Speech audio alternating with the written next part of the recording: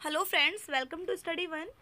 आज हम home science का चैप्टर नंबर 1 करेंगे, कार्य, आजीविका तथा जीविका। ये चैप्टर आपका फर्स्ट चैप्टर है और फर्स्ट यूनिट भी है।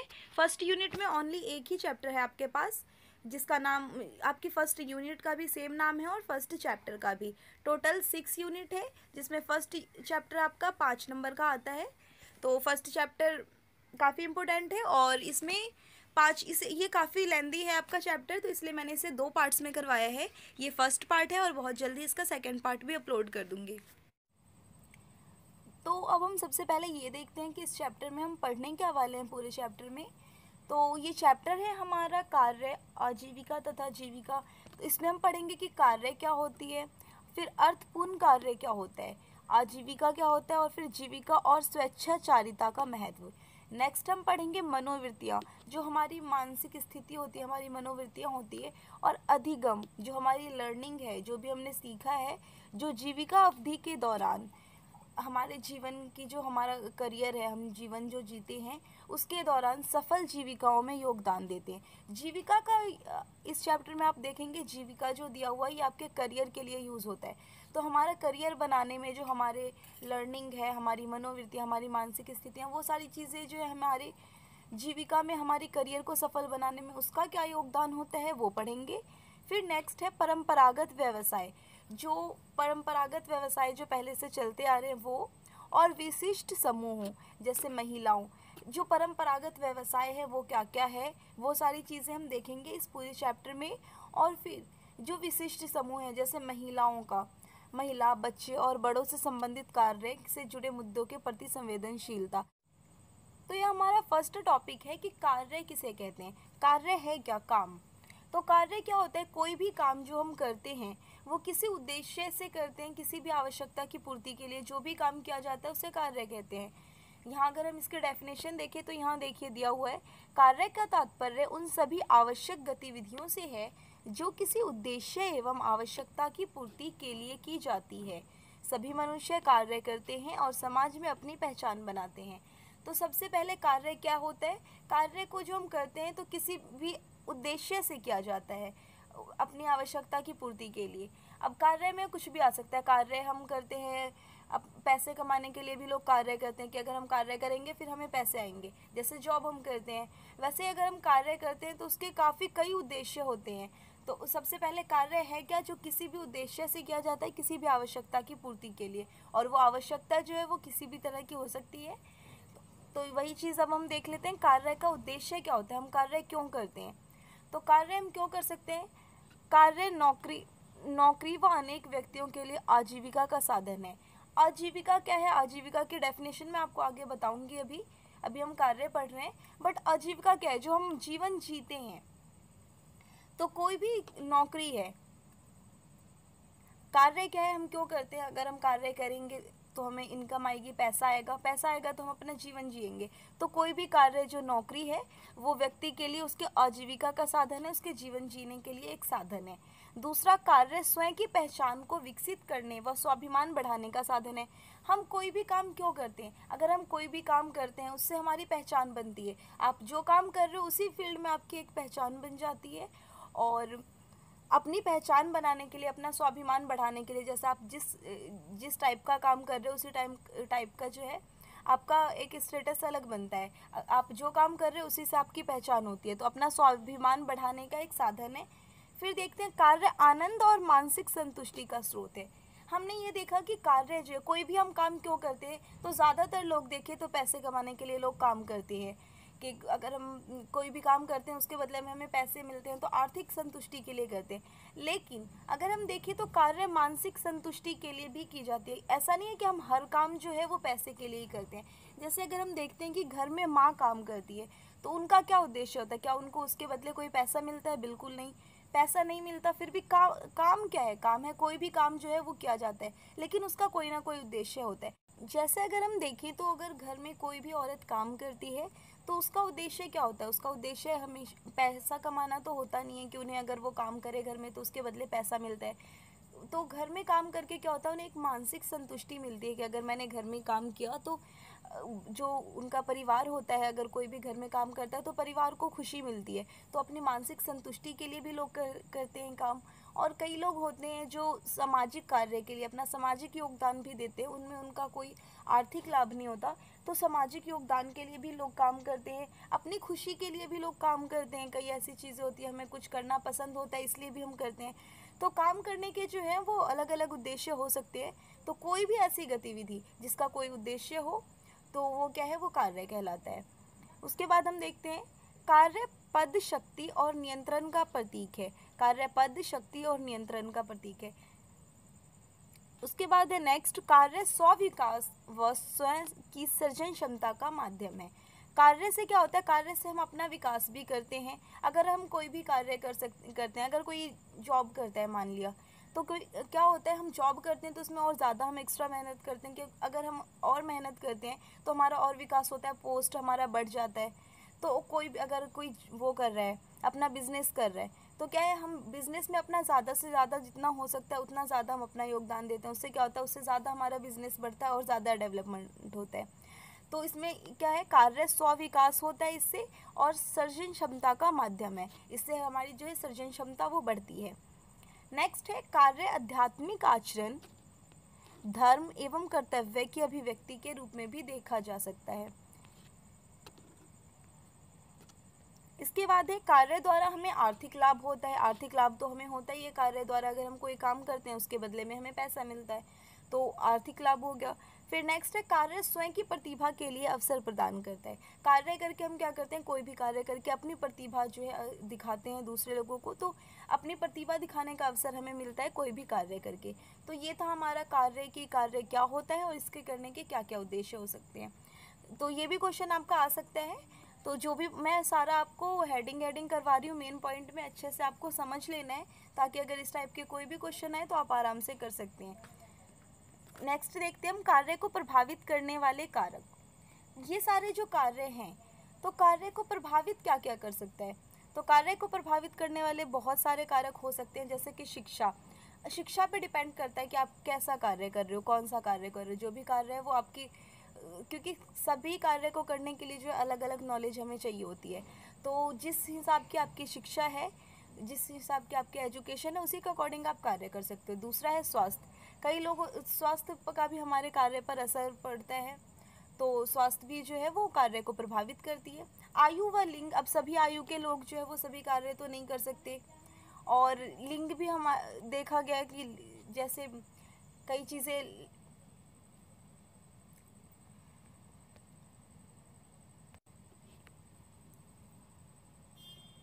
आयु और लिंग का भी जो है वो हमारे कार्य पर प्रभाव पड़ता है। आयु से हो गया, आपकी एज का प्रभाव पड़ता है कि आप कौन सा कार्य कर सकते हो, उसमें एज लिमिट भी होता है। और सेकंड है लिंग, जेंडर, कि आज हम ये तो देख ही सकते हैं कि महिला और पुरुष में जो किया जाता है कि महिलाएं ये काम कर सकती है, ये पुरुष कर सकते हैं। आगे हम इस पर भी पढ़ेंगे, स्पेशल हमारा टॉपिक है, तो आगे हम देखेंगे इसके बारे में, लिंग जेंडर के बारे में। नेक्स्ट है हमारा अवसर की सुलभता। अवसर की सुलभता, कई कार्य ऐसे होते हैं हम जो करना चाहते हैं लेकिन हम वो काम नहीं कर पाते क्योंकि हमें वैसा अवसर नहीं मिल पाता, मौका नहीं मिल पाता, तो इसका भी प्रभाव पड़ता है। कई चीज़ें होती है कि हमें पसंद है ये करना, लेकिन सभी लोगों को वो करने का मौका नहीं मिल पाता हमें पसंद होने के बाद भी। नेक्स्ट है वैश्वीकरण। वैश्वीकरण का आज तो देख सकते हैं कि वैश्वीकरण का दौर है, और सभी और कार्य पे जो है वैश्वीकरण का भी काफ़ी प्रभाव पड़ता है। नेक्स्ट है भौगोलिक स्थिति, जहाँ की भौगोलिक स्थिति जैसी होती है उसका भी प्रभाव पड़ता है कार्य पर। नेक्स्ट है वित्तीय लाभ, वित्तीय लाभ पैसे का भी पड़ता है प्रभाव। नेक्स्ट है पारिवारिक पृष्ठभूमि, परिवार की जो आपकी पृष्ठभूमि है उसके अकॉर्डिंग भी लोग काम करते हैं, जो जिस परिवार से संबंध रखता है। तो परिवार का हमारे जो व्यवसाय है, हमारा जो काम है उसका पर काफ़ी प्रभाव पड़ता है। तो ये मैं आप लोगों को ज़्यादा डीपली इसलिए नहीं करवा रही हूँ क्योंकि आपका ये डेफिनेशन के साथ उतना आएगा नहीं। अगर आप ही गया कि कार्य के प्रभाव लिखे तो आपको ओनली पॉइंट में लिखना है, इसको डिफाइन नहीं करना। तो प्रभाव में हम सिंपली जो लिखते हैं, तो जो भी अच्छा या बुरा प्रभाव कुछ भी लिख सकते हैं, कार्य पर अच्छा प्रभाव पड़ना या फिर बुरा प्रभाव पड़ना, कोई भी चीज़ अगर आप कहीं भी लिखते हैं प्रभाव पड़ता है, तो प्रभाव तो किसी भी चीज़ का अच्छा या बुरा दोनों पड़ सकता है। तो काफ़ी चीज़ें हैं, इन सब चीज़ों का जो है हमारे कार्य पर, अगर हम कोई भी काम करते हैं तो ये सारी चीज़ों का हमारे काम पर प्रभाव पड़ता है। अब इसके बाद हम देखेंगे कि अर्थपूर्ण कार्य। अभी अब तक हमने देखा कि कार्य किसे कहते हैं, अब कार्य और अर्थपूर्ण कार्य आएगा। तो अर्थपूर्ण कार्य क्या होता है? तो अभी तक हमने पढ़ा था कि कार्य क्या होता है। कार्य ऐसी गतिविधियां होती है जिसका उद्देश्य क्या है, जो क्या है, वो किसी भी उद्देश्य की पूर्ति के लिए किया जाता है। लेकिन अब हम यहाँ पढ़ेंगे कि अर्थपूर्ण कार्य क्या होता है। तो अर्थपूर्ण, इससे हमें पता चल रहा है, सबसे पहले अगर हम ये वर्ड ही अगर देखें, अर्थपूर्ण, जिसका कोई अर्थ हो। अगर हम कोई भी कार्य कर रहे हैं तो वो क्या है, देखिए यहाँ, वह कार्य जो समाज व अन्य लोगों के लिए उपयोगी हो। जब हम कोई भी कार्य करते हैं तो क्या होता है, उसका कोई उद्देश्य होता है, किसी भी उद्देश्य से हम करते हैं, जिससे हमारा, जैसे हमारा उद्देश्य होता है पैसे कमाना या फिर मानसिक संतुष्टि, तो इस टाइप से। लेकिन अर्थपूर्ण कार्य क्या है, जो समाज व अन्य लोगों के लिए उपयोगी हो, जिम्मेदारी से किया जाए व आनंददायक हो, अर्थपूर्ण कार्य कहलाता है।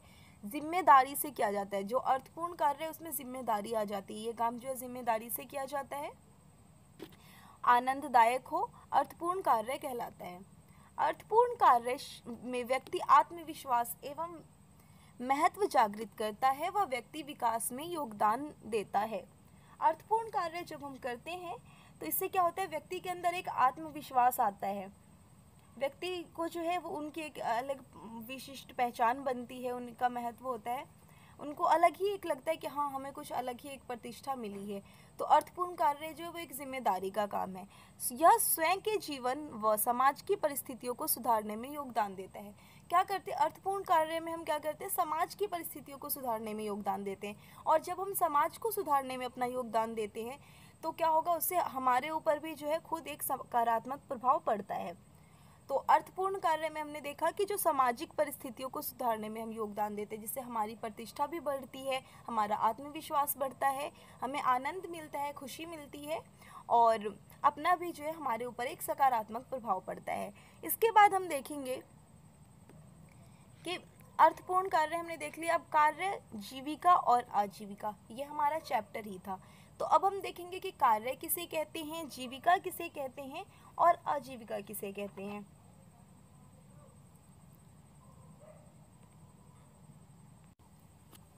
कार्य क्या होता है? कार्य नियमित परिणामों की गतिविधियों का एक समूह है जिसमें नौकरी व व्यवसाय के साथ अन्य गतिविधियां जैसे धार्मिक कर्तव्य पालन, सामाजिक कार्य, परामर्श, उद्यमवृत्ति, परामर्श सेवाएं आदि भी सम्मिलित है।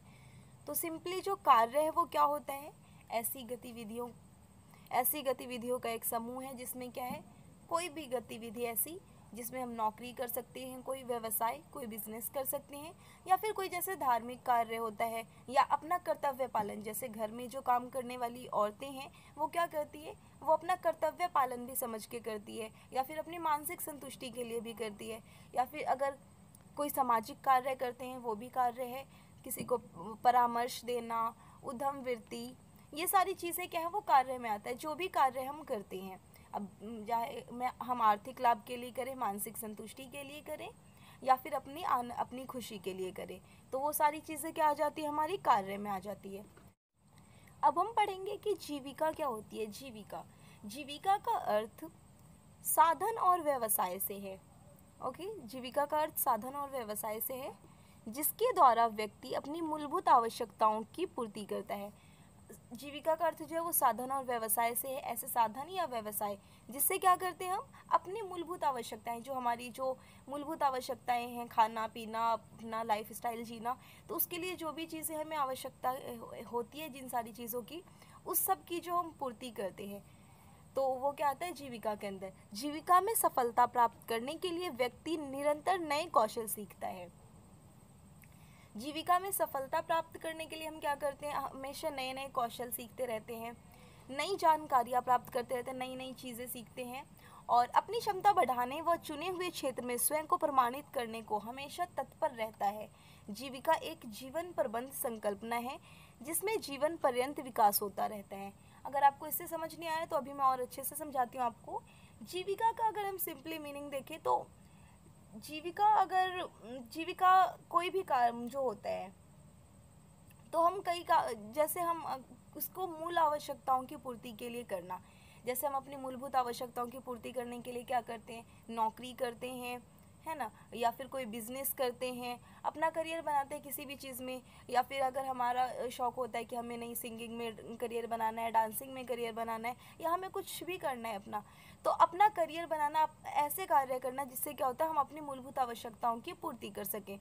तो और जीविका को हम यहाँ आप आगे देख सकते हैं, जीविका दिखाती हूँ, जीविका और आजीविका में अंतर। तो जीविका क्या है, अगर हम जीविका को अच्छे से देखें तो यहाँ पर आप देख सकते हैं जीविका, जीविका जो है वो हम 3 रूप में देखते हैं। सबसे पहले अगर हम कोई भी काम करते हैं, ओके, तो उसे क्या करते हैं, या तो हम नौकरी के रूप में करते हैं। जीविका का मतलब हो गया जो हम अपने जीवन चलाने के लिए कोई भी काम करते हैं, जैसे हम नौकरी करते हैं, तो नौकरी क्या होता है, नौकरी से हमें पैसा और पैसा मिलता है। अगर हम कहीं भी नौकरी करते हैं तो फ्री में तो करते नहीं, हम कहीं भी नौकरी करते हैं उससे हमें क्या होता है, इनकम आती है, पैसा आता है, और पैसा आने से हमारे परिवार के लोगों की जो आवश्यकताएं हैं उसकी पूर्ति होती है, तो क्या होता है, हमें संतुष्टि मिलती है। तो फर्स्ट तो हो गया कि कोई भी नौकरी जो है वो हम करते हैं, नौकरी के रूप में कार्य करना, ओके। तो फर्स्ट आ गया नौकरी के रूप में कार्य करना। तो जब हम नौकरी के रूप में कार्य करते हैं तो क्या होता है, हमें पैसा मिलता है और संतुष्टि मिलती है। दूसरा आ जाता है जीविका के अंदर, जीविका के रूप में कार्य करना। जीविका के रूप में कार्य करने का मतलब ये हो गया कि नौकरी का संतोष कार्य से प्राप्त उपलब्धियां और नौकरी से मिली तरक्की से होता है।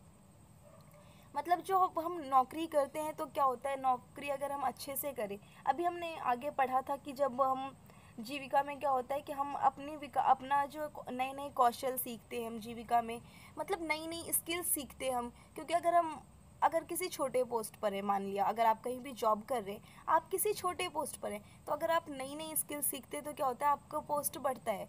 वैसे ही अगर हम कोई जॉब बिज़नेस कर रहे हैं अगर, तो बिज़नेस में क्या होता है, अगर आप जितनी मेहनत करेंगे उसमें, तो उतना जो है आपकी आपका जो बिज़नेस है वो बढ़ेगा, उतने ज़्यादा आपका संतुष्टि मिलेगी।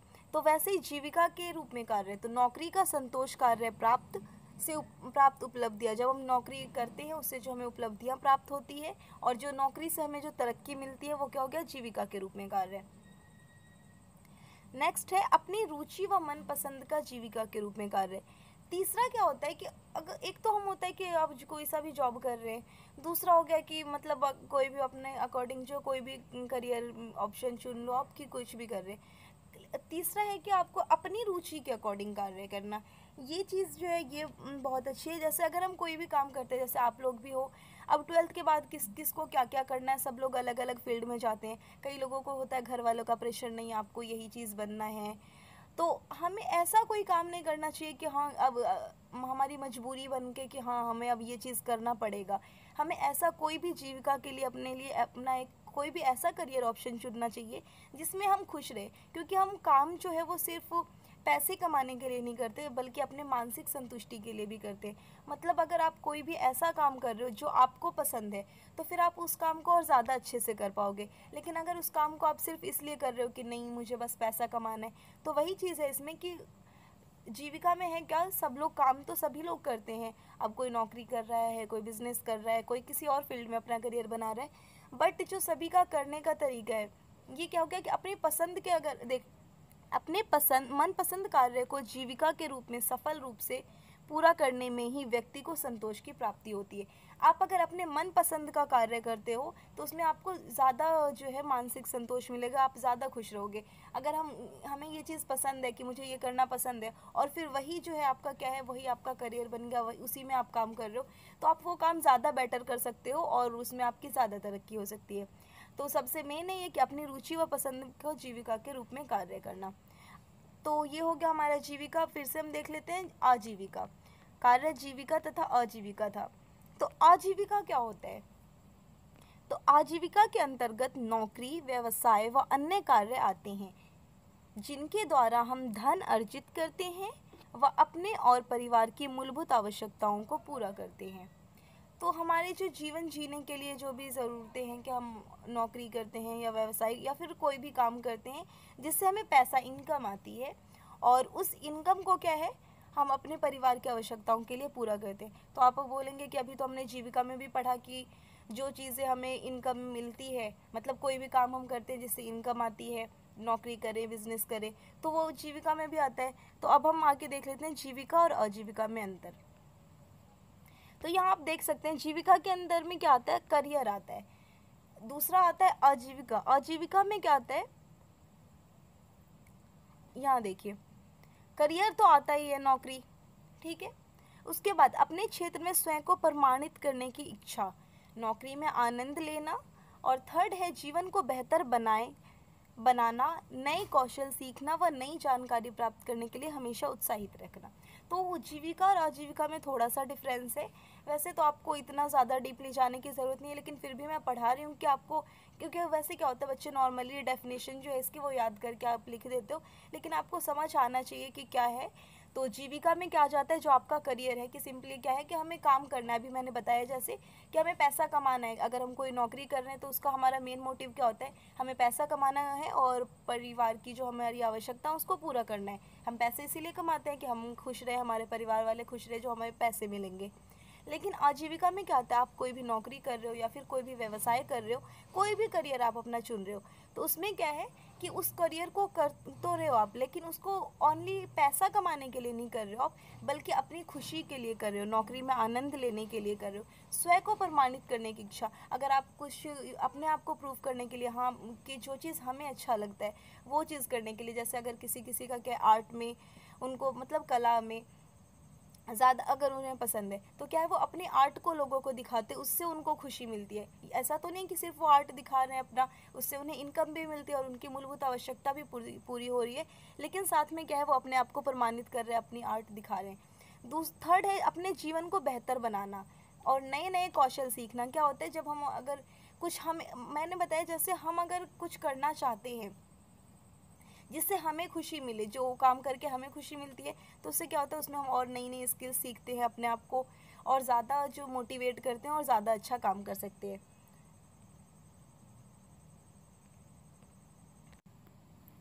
अब हम देखेंगे भारत के परंपरागत व्यवसाय, जो ट्रेडिशनल ऑक्यूपेशंस हैं वो देखेंगे हम कि भारत में जो परंपरागत रूप से चलता आ रहा है जो प्राचीन समय से, वो क्या क्या है। तो सबसे पहले हम देखते हैं यहाँ कृषि। कृषि अगर हम देखें तो भारत का जो सबसे पुराना अगर हम देखते हैं कृषि है। भारत की 70% जनसंख्या गाँव में रहती है, वह कृषि पर निर्भर है। जो भारत की जो गांव की जनसंख्या है ज़्यादातर क्या है वो कृषि पर निर्भर है। आप लोगों को ये पता होगा कि कृषि को जो है वो भारत की जो है भारत में जो कृषि है वो सबसे ज़्यादा कृषि किया जाता है। लगभग जो 70% लोग हैं वो गांव में रहते हैं, और उसमें से भी जो हमारे लगभग 55 to 60% है वो ओनली कृषि पर ही आधारित है। तो हमारा जो देश है अधिकांश भागों में किसान शहरों में बेचने के लिए नकदी फसल उगाते हैं। आर्थिक महत्व वाली फसलें चाय, कॉफ़ी, इलायची व रबड़ विदेशी मुद्रा प्राप्त करवाने में सहायक है। आर्थिक महत्व वाली फसलें वो होती है जिसे हम सिर्फ अपने आर्थिक महत्व के लिए ही उगाते हैं, जैसे चाय, रबड़, ये सारी चीज़ें किसान खुद यूज़ नहीं करता। नकदी फसलें जो क्या करता है किसान उगाता है, जैसे गेहूँ, दाल, सब्जियाँ उगाता है, जिसकी कुछ चीज़ें अपने पास भी रखता है और बाकी को बेच देता है। लेकिन जो आर्थिक महत्व वाली फसलें हैं वो सिर्फ बेचने के लिए ही किसान उगाता है, जैसे चाय, रबड़, कॉफ़ी, ये सारी चीज़ें अपने लिए तो उगाता नहीं है किसान। तो इससे क्या होता है, ये सारी चीज़ें जो भी हम आर्थिक महत्व वाली चीज़ें हैं इसे उगाकर और एक्सपोर्ट करते हैं, दूसरे देशों में भेजते हैं। तो दूसरे देशों में भेजने से क्या होगा, विदेशी मुद्रा हमारे देश में आएगी। उसके बाद है भारत विश्व में काजू, नारियल, दूध, अदरक, हल्दी व काली मिर्च में सबसे अधिक उत्पादन करने वाला देश है। मैंने बताया था जैसे हमारा देश जो है वो काफ़ी विविधता से भरा हुआ है। भौगोलिक स्थिति जो है यहाँ के अलग अलग स्टेट की अलग अलग भौगोलिक स्थिति है। तो भौगोलिक स्थिति अलग अलग होने के कारण कई ऐसी जगह है जहाँ हम अलग अलग चीज़ें, जैसे हम देखें हरियाणा, पंजाब, इन सब चीज़ों में गेहूँ, चावल का उत्पादन बहुत ज़्यादा होता है। केरल देख रहे तो केरल मसालों के लिए काफ़ी फेमस है। तो अलग अलग स्टेट जो है वो अलग अलग चीज़ों के लिए फेमस है। तो भारत जो है वो सबसे ज़्यादा, भारत जो है विश्व में इन सब चीज़ों को एक्सपोर्ट करता है सबसे ज़्यादा। वहीं देखें तो चावल का भी एक्सपोर्ट भारत में किया जाता है और भारत में सेकंड नंबर पर है। फर्स्ट नंबर पर चीन आता है। चीन सबसे ज़्यादा पूरे विश्व में चीन सबसे ज़्यादा चावल का जो है वो एक्सपोर्ट करता है और दूसरे नंबर पर हमारा भारत आता है और इन सब चीज़ों में पूरे विश्व में वो सबसे ज़्यादा उत्पादन करने वाला देश है। नेक्स्ट पढ़ते हैं हम मछली पकड़ना। मछली पकड़ना भी जो है एक प्राचीन व्यवसाय ही है हमारा, परंपरागत रूप से जो चलता आ रहा है।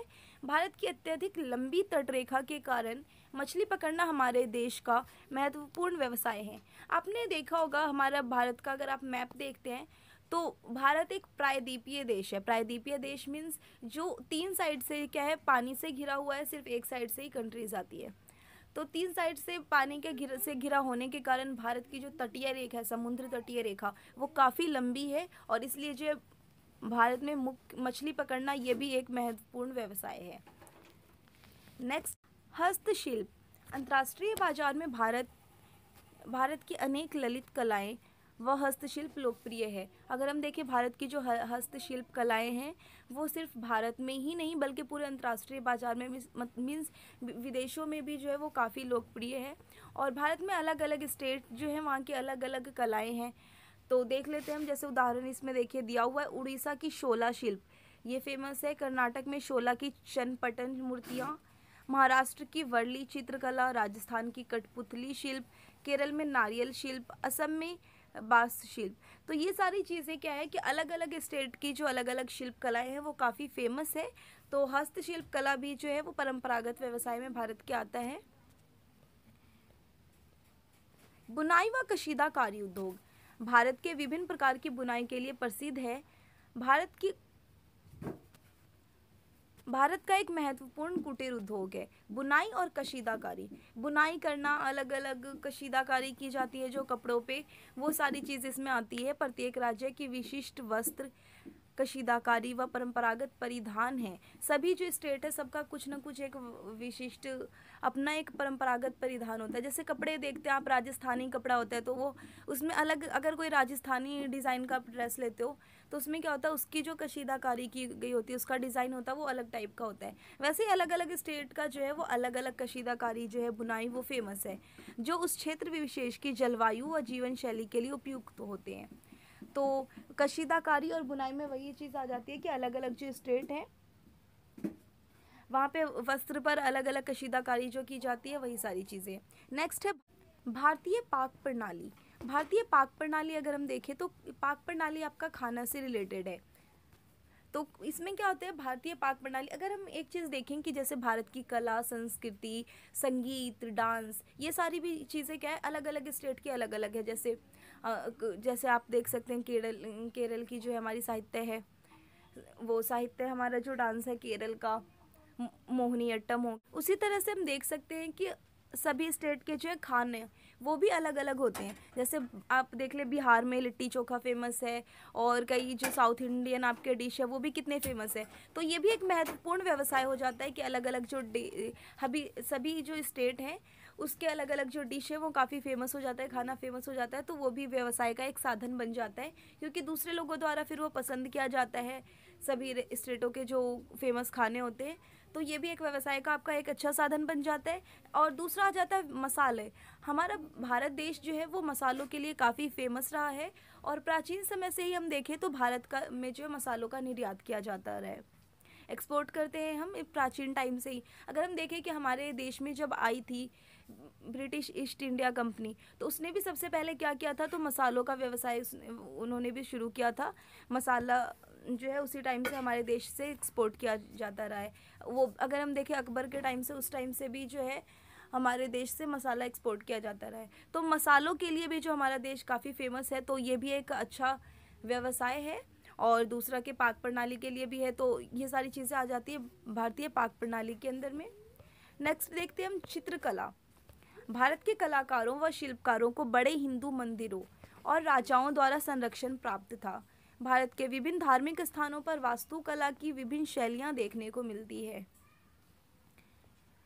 जैसे कि रंगों द्वारा चित्रित प्रतिमाएं। अगर हम देखते हैं भारत में जो मंदिर है, मंदिर की दीवारों पर आप देखते हैं कितनी अच्छी अच्छी चित्रकारियाँ की हुई होती है। कई जो चित्रकारियाँ हैं वो क्या होती है, रंगों द्वारा की होती है।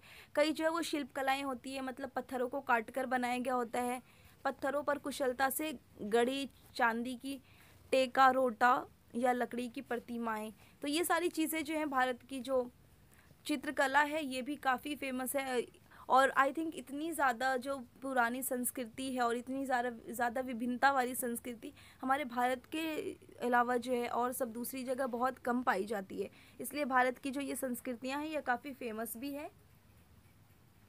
जैसे देखिए यहाँ का बना हुआ है बांस शिल्प, ये बांस से की गई है, ये असम की है। क्योंकि अलग अलग स्टेट की यहाँ ये भी है कि विविधता होने का ये भी फ़ायदा है। अलग अलग स्टेट जो है सबकी अपनी एक अलग पहचान है, वो अलग चीज़ों के लिए फेमस होता है। यहाँ नारियल शिल्प है, ये रहा नारियल शिल्प, बांस शिल्प। उसके बाद कशीदाकारी, ये पेपर मेशी है कश्मीर का। अन्य कुछ परंपरागत व्यवसाय, हम यहाँ देखते हैं कुछ अन्य परंपरागत व्यवसाय। और भी अभी हमने जितने व्यवसायों के बारे में पढ़ा वो सारी व्यवसाय तो है ही, और भी अन्य बहुत सारी व्यवसाय है परंपरागत रूप से जो हम कर सकते हैं।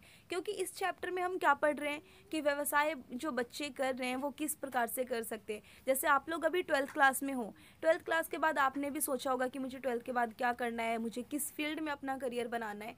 तो वैसे ही अगर हम अब देखें तो हम ये सोचते हैं कि बच्चे ने 10th कर लिया, 12th कर लिया, उसके बाद से ही वो सोचना स्टार्ट कर देते हैं कि अब मुझे किस फील्ड में अपना करियर बनाना, और फिर उसी के अकॉर्डिंग आगे की स्टडी करते हैं। लेकिन अगर हम प्राचीन समय में जाते हैं तो प्राचीन समय में ऐसा कुछ नहीं होता था कि आपने सोच लिया कि मुझे ये चीज़ करना और आप कर लो। प्राचीन समय में हम देखते हैं कि ये होता था, हमारा देश जो है इसमें जाति प्रथा भी, जानते हैं आपकी जाति प्रथा भी है। और जाति प्रथा कैसी थी कि जाति जो है वो बांटा हुआ था कैसे, व्यवसाय के अकॉर्डिंग, मतलब कि जो जो काम कर रहा है उसी हिसाब की उसकी जाति होती थी। एग्जाम्पल के लिए अगर हम देखें तो ब्राह्मण जो है उसका काम क्या होता था कि ब्राह्मण है तो उसका काम है पूजा करना, पुजारी जो है वो ब्राह्मण होते थे, और यज्ञ करवाना, भिक्षा लेना, ये सारा काम जो है ओनली ब्राह्मण का होता था। वैसे ही उसके बाद आ जाता है सेकंड पे क्षत्रिय। क्षत्रियों का काम क्या होता था कि वो युद्ध करना, राजा बनना, ये सारे काम जो है वो क्षत्रिय के। और उसके बाद आ जाता है शूद्र। तो इन लोगों का काम क्या है कि बाकी जो दो जाति नीचे बच गए, क्योंकि 4 पार्ट में डिवाइड था, तो उसके बाद जो 2 बच गए उनका काम होता था कि बाकी काम जो है व्यवसाय करना, वो सारा काम वो करते थे। और शूद्रों का काम तो सबकी सेवा करना होता था। तो इन चारों में तो ऐसे 4 वर्ग में डिवाइड था। तो मतलब जो जो काम करता है उसी के अकॉर्डिंग जो है उसकी जाति बना दी जाती थी। तो हमारे समाज में जो है, भारत में अगर हम देखें तो स्टार्टिंग से जो है जाति प्रथा विद्यमान है। और जाति प्रथा के कारण क्या है, सभी लोगों को हम देख सकते हैं कि काम जो है, काम और जाति जो है एक दूसरे पर डिपेंड करते हैं। तो जो जो काम करता है वो उसी जाति का हो गया, पहली बात। और दूसरा ये कि परंपरागत रूप से वही चीज़ें चलती थी। जैसे कि अगर कोई पुजारी है तो उसका बेटा भी पुजारी बनता था, फिर उसका बेटा भी पुजारी बनेगा, उसका भी पुजारी। इस तरह से क्या होता था, परंपरागत रूप से दादा परदादाओं के ज़माने से उनकी पीढ़ी दर पीढ़ी जो है वो एक ही काम करती थी। और वैसे ही अगर कोई जैसे किसी का काम कोई शिल्पकार है या फिर कोई कृषि कर रहा है तो आगे उसका भी जो बेटा है वो भी कृषि करेगा, वो भी कृषि। तो पीढ़ी दर पीढ़ी एक ही काम का चलना होता था। तो व्यवसाय लोग अपना चेंज नहीं करते थे। और लेकिन आज के समय पे क्या है, हम अपना व्यवसाय जो है वो चेंज कर सकते हैं। तो वैसे ही यहाँ पर हम देखते हैं कुछ अन्य परंपरागत व्यवसाय। तो इसमें जो भी व्यवसाय बताए हुए हैं तो ये सारे ज़्यादातर ऐसा ही व्यवसाय हैं जो पीढ़ी दर पीढ़ी चला करती थी। जैसे कि आभूषण बनाना, पुजारी का कार्य करना, नमक बनाना, खनन कार्य, ईंट व टाइल बनाना, शिकार करना।